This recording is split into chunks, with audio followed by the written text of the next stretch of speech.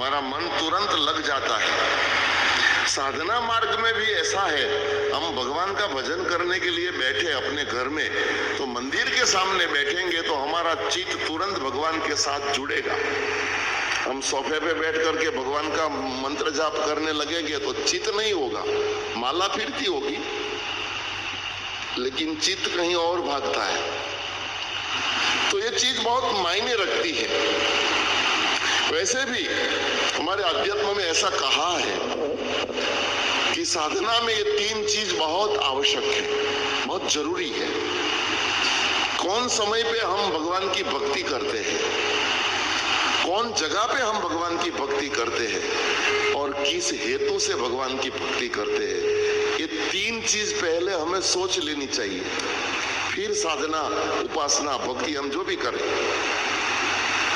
आजकल हमें लोग प्रश्न करते हैं कि महाराज जी, हम लोग, पंकज भाई, हम लोग इतना इतना भजन करते हैं, इतना उपवास करते हैं, इतना वो करते हैं, इतना ये करते हैं, जो भी महाराज लोग, साधु संत जो भी बताते हैं सब करते हैं, लेकिन उनका कुछ फल नहीं मिलता है। और एक फरियाद करते हैं कि हमारे बगल वाले कुछ नहीं करते लेकिन उनका सब अच्छा होता है, और हम सब करते हैं लेकिन हमारा कुछ अच्छा नहीं होता है महाराज। हम भी व्रत रखते हैं, हम भी जप तप करते हैं, हम भी दान पुण्य करते हैं, हम वो करते हैं, पूजा करते हैं,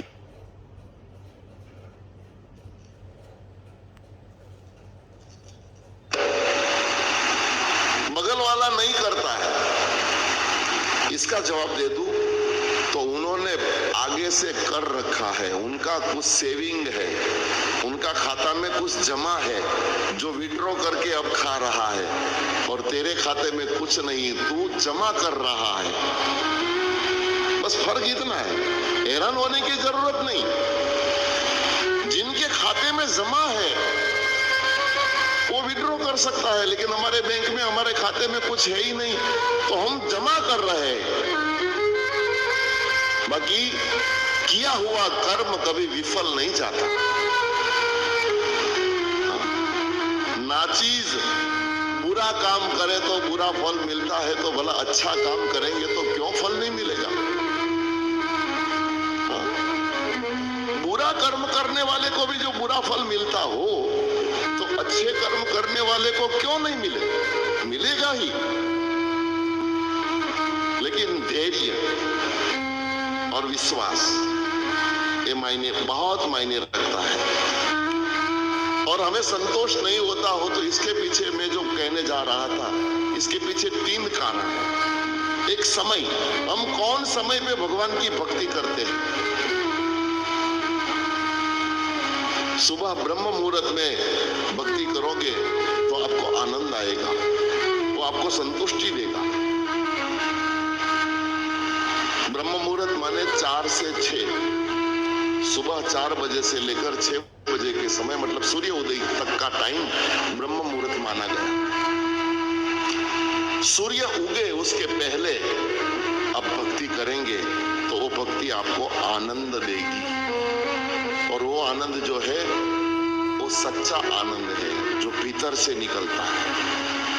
और एक बार वो आनंद आपको मिलने लग जाएगा, फिर संसार का आनंद क्षुल्क लगेगा। ये जो महापुरुष संसार छोड़ करके भागे हैं, ये क्यों भागे? बोले उनको भीतर का आनंद मिल गया, फिर उनको बाहर के आनंद ढूंढने की आवश्यकता ही नहीं, जरूरत नहीं। और वैसे भी बाहर आनंद है ही नहीं, आनंद भीतर पड़ा है। और हम लोग ढूंढ रहे हैं बाहर, और मौका मिला है तो कह ही दो। अब घर के अपने समझ के बोलता हूँ, एक दिन बाहर से ढूंढने में हमें बिगाड़ा होता तो कोई तकलीफ नहोती, 1 महीना बिगाड़ा होता तो भी कोई तकलीफ, 1 साल बिगाड़ा होता तो भी कोई तकलीफ नहोती, अरे 1 जन्म गवाया होता तो भी कोई बंधन होता। પણ મેને તમે જન્મારા नहीं, પણ जुग वितावी नाख्या से। विचारजो, हमने पूरा युग बिता दिया। ये कलयुग जब से आया तब से हम हैं। इसके पहले द्वापर था, द्वापर में भी हम थे, कृष्ण भगवान के साथ भी हम थे, लेकिन कहीं कीड़ी मकोड़ा चिटिया बन के कहीं पता नहीं कहां पड़े होंगे, क्योंकि हम तो जन्म लेते ही रहते। जब से ये युग उत्पन्न हुआ है, जब से ये सृष्टि उत्पन्न हुई है, तब से हम आ चुके हैं और जन्मते हैं, जीते हैं, मरते हैं, जन्मते हैं, जीते हैं, मरते हैं और पूरा जीवन गंवा देते हैं। और किस लिए गंवाते हैं पता है? एक ही कारण है, बस सबको आनंद, सबको सुख चाहिए। सुख की खोज में हम सुबह से लेकर शाम तक दौड़ते हैं। अपने जानकर के मैं बोल रहा हूं, आप अपने हृदय पर हाथ रख करके सोचिए, बोलिए। आप सुबह पथारी से जब खाट से उठते हैं, पहला विचार अपने मन में क्या आता है? एक ही विचार आता है, बस अब मजा कहाँ आवे, क्या मजा आवे। कॉफी वाले को कॉफी याद आती होगी, चाय वाले को चाय याद आती होगी, थोड़ा पिएंगे तो मजा आएगी। है पियो, हमको कोई बात हर्ज नहीं है, लेकिन चाय पीने के बाद आनंद मिलना चाहिए ना। वो पीते हैं उतने टाइम कुछ कुतूहल रहता है, वैसा का वैसा। फिर वो पड़ीकी वाले को पड़ीकी याद आ जाती है। आजकल बहुत लोग गुटखा खाते हैं, और अब तो मैंने को क्या कहूं, बहन लोग भी गुटखा खाने लग गई। पहले तो पुरुष खाते थे, अब लेडीज में भी गुटखा का प्रमाण बढ़ने जा रहा है। लेकिन एक बात आपको पहले ही मतलब आज कह ही दूं, गुटखा कैंसर है। कोई भी गुटखा, नाम कोई भी लो, कोई भी पड़ीकी। हमारे मूर्धन्य लेखक गुणवंत शाह ने एक शब्द बहुत बढ़िया कहा, विचारों ना वृंदावन में उनकी कटार आती है, उसमें लिखा था, मैंने पढ़ा है कि हर गांव में ये छोटी छोटी पान की जो दुकान रहती है ना, छोटी छोटी हाटड़ी, वहां पे वो लोग गुटखा का वो लंगर बना करके टींगाड़े हारडा। जेटला गामમાં જેટલી દુકાનો ઉપર ઈ પડીકીના હારડા તમને દેખાય ને, ઈ જેટલા દેખાય એટલા ખાટલા તમારા ગામમાં કેન્સરના તૈયાર છે એમ સમજી લેજો। આ ગુણવંત શાહના શબ્દો છે।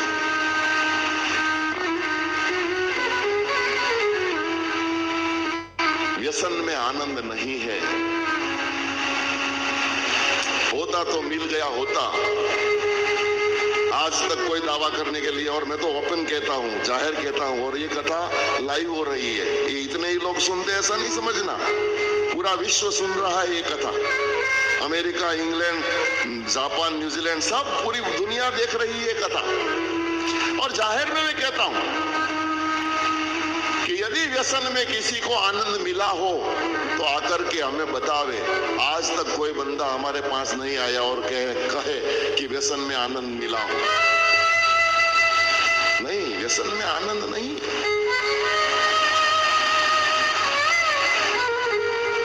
और ये गुटखा वाले तो टीवी में एडवर्टाइज देते थे कि दाने दाने में कैंसर का दम। हाँ, मैंने तो टीवी में सुना था, वही बता रहा हूँ, आप लोगों ने भी सुना होगा।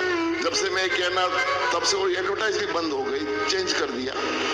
लेकिन वो बोलता था कोई हीरो कि दाने दाने में कैंसर का दम। आपने सुना होगा। वो तो बेचारा खुला कहता था, मैं उनको धन्यवाद दूं जो बोलता था उनको। व्यसन में आनंद नहीं, संसार के कोई चीज में आनंद नहीं। मैं कहना ये चाहता हूं, आनंद भीतर पड़ा है। और जो महापुरुषों को मिल गया, और आपको बात निकली है तो कह दूं, यदि इस बात में आपको भरोसा न लगे तो आजकल तो सेल्फी का युग है ना, सेल्फी। आज की ताजा सेल्फी निकाल लेना और वो फोटो कॉपी बना करके आपके घर में जो भी सदगुरु कोई महापुरुष की फोटो हो, कोई ना कोई महापुरुष की फोटो आपके घर में होगी, आपके मंदिर में होगी। उस संत के साथ, उस महापुरुष के साथ आपका फोटो लगा करके 2 मिनट ध्यान से दोनों को देखना, किसके चेहरे पे आनंद दिखता है। बस आपको प्रमाण मिल जाएगा। वो जो साधु, वो जो संत, जो भी छवि आपके घर में है, उनके झोपड़ी में एक टक का खाना नहीं होता था, फिर भी उनके चेहरे पे आनंद दिखता था। और हमारे घर में 3-3 साल हड़ताल पड़े ना, 3 साल हड़ताल, दुकानें बंद रहे, तो भी गेहूं और आटा, चावल और मूंग अपने घर में कभी नहीं फूटेगा। 3 साल दुकानें बंद रहे तो भी हम भूखे नहीं रहेंगे, इतना तो हमारे घर में पड़ा है। फिर भी हमारे चेहरे, आज का सेल्फी निकाल करके देख लेना, ये तो मैं प्रत्यक्ष बात कर रहा हूं, ये कोई पीछे वाली बात नहीं, अनुभूति की बात है। हमारे चेहरे पे आनंद नहीं है, और उस संतों के चेहरों पे आनंद क्यों है? बोले उन्होंने भीतर से निकाला है और हम लोग बाहर ढूंढ रहे हैं। और इसलिए हमारे कवि तो कहते हैं, आनंद संत फकीर करे, आनंद नाही अमीरी में जो, आनंद संत फकीर करे, आनंद संत फकीर करे, वो आनंद नाही अमीरी में जो, आनंद संत फकीर